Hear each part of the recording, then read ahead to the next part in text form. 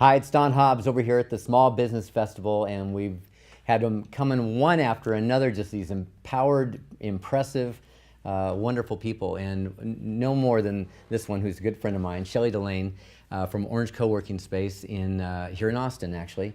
And Orange is such a cool place, and I've had the pleasure of working with you directly, having you involved in some of the things we're doing, and working with many of the people in in Orange. And so I'm glad you're here, first of all. I loved your panel.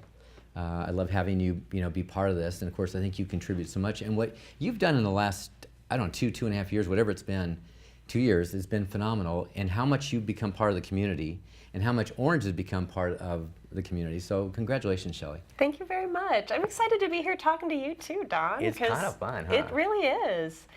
Yes. We met a year ago.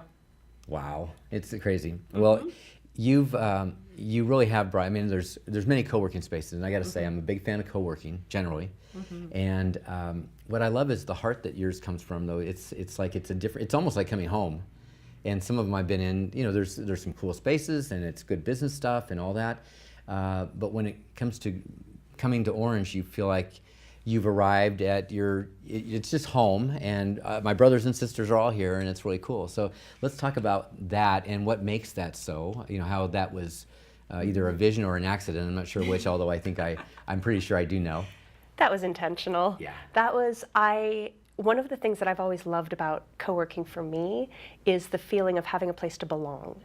Because as an independent entrepreneur or freelancer, and I was a freelance graphic designer before I opened Orange, so I've spent a lot of time working by myself and in coffee shops, and I know what that isolation feels like, and I know how hard it is also to move to a new city and make friends as an adult. We're not good at that in our society now. And I know for me, we moved to Austin, didn't know anybody, working at home alone, and I wanted a place to belong.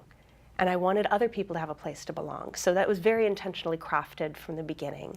And it's very important for me that Orange is always a place of, it's not pretentious, it's not cliquey, it's not, there's no posturing.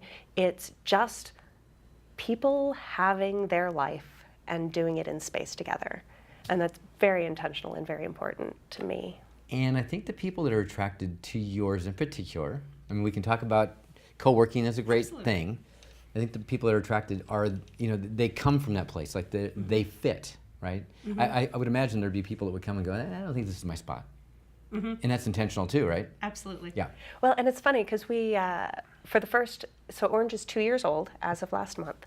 And I know, right? And I realized a few months ago that when a new person comes into Orange and they're taking a tour of the space, they're trying to figure out if it's the right place for them. A lot of times after they leave, I'll have members say to me, oh, who was that person? They seem really orange. Culture.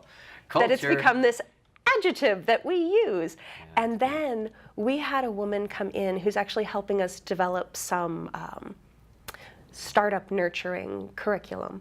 And she's an engineer by background. So the sort of squishiness of, I don't know, it's just orange, didn't work for her. She was like, what do you mean? What does that mean when somebody is orange? And I was like, well, it's an authenticity. It's, I don't know. But I finally actually sat down and went through, what does that mean to be orange? And so I finally got it written down on paper. And it was really humbling to sort of see that I didn't have to create that. I didn't have to envision it. I didn't have to think of it. I just wrote down a reflection of what I see around me, and that all of the folks at Orange come from a place of open curiosity about other humans and a genuine helpfulness. There's this reciprocal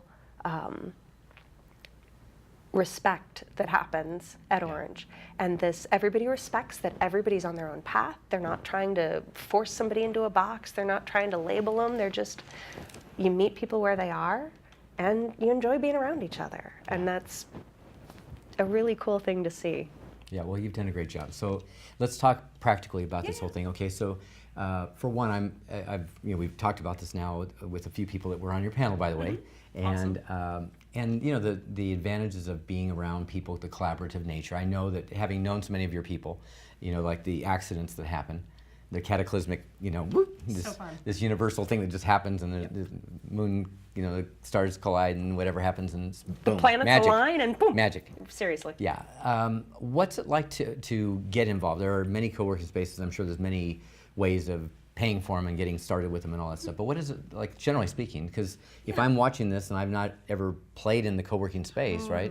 What does that look like to not be in Starbucks and to have a place like this? So most co-working spaces, including ours, work on a monthly membership fee. Okay. So unlike a traditional office lease where you're going in and you're signing a lease for a year or 5 years, and then you have to set up your internet and your utilities and your office cleaning and make sure there's coffee and all of that, co-working generally works on an inclusive monthly membership fee. So it's sort of like joining a gym for your business.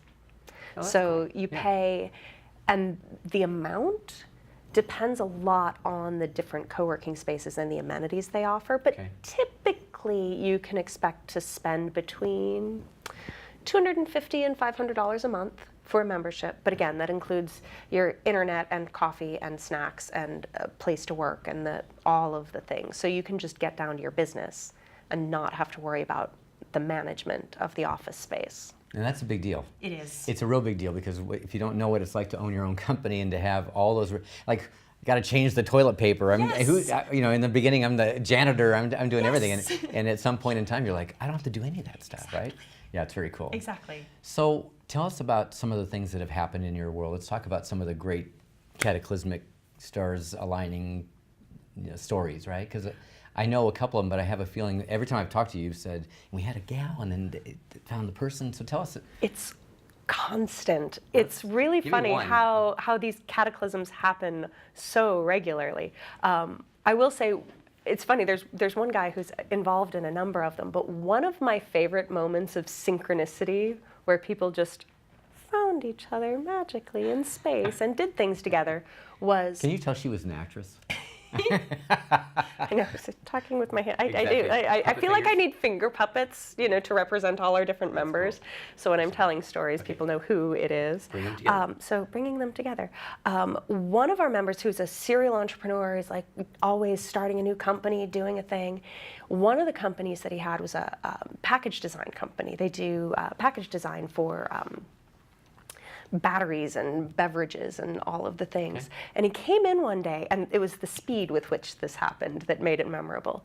He comes in one day and he's all excited. He's like, oh my gosh, I just got the biggest contract we've ever gotten. It's like $1 million worth of work. I'm so excited. He goes over to his desk, he sits down. 5 minutes later, he comes out looking like someone shot his dog. And I was like, oh God. Was that tell me that wasn't the client you were talking to. Did you mess it up that quickly? And he's like, I have one guy who does my product design, who's got the talent to do this project. One guy. It took me a year to find him. He just got back from a ski trip. He's shattered both his forearms. He can't work for 6 weeks. Our first draft of the project is due in 4 weeks.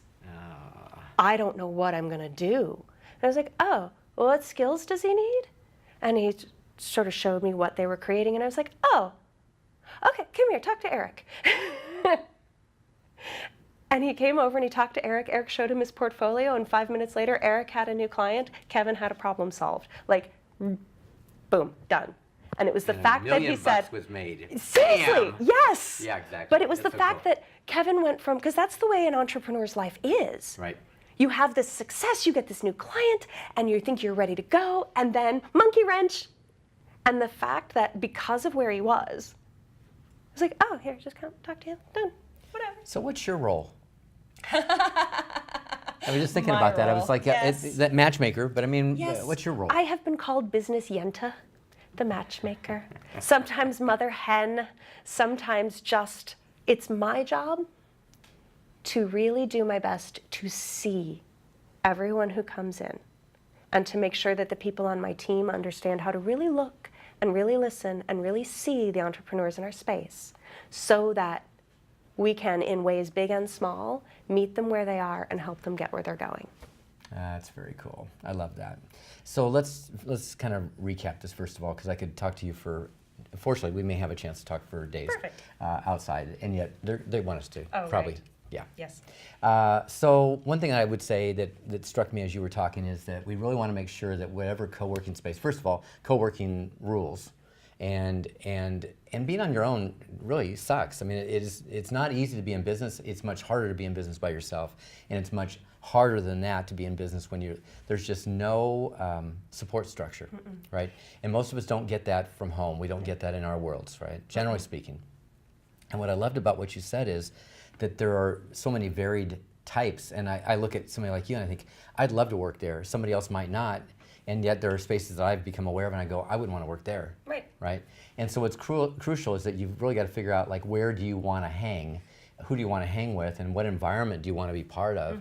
And to find somebody that is that matchmaker and that you really identify with is probably a big deal. So, we're going to take away from that we meet somebody like you and go, wow, let's do it, okay? Let's get into business together, and let me, have space like that. And wherever you live, wherever you're watching this, I think it's 14 cities that we're, out, that you can find that space, that there is somebody there for you, and there's a support structure that would really support your growth. And that's what I would say. How would you finish it off?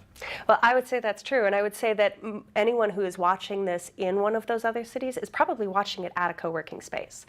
Cool. Or at a Microsoft domain store, but we actually have so many co-working spaces that are part of this festival, bringing it to other cities, and I love that too. Yeah, great. So we're here, where are we? Small Business Festival. We are here at Small Business Festival. And we had a great time, and thanks, Shelley. You're awesome, you rock. Thank you so much. See you again.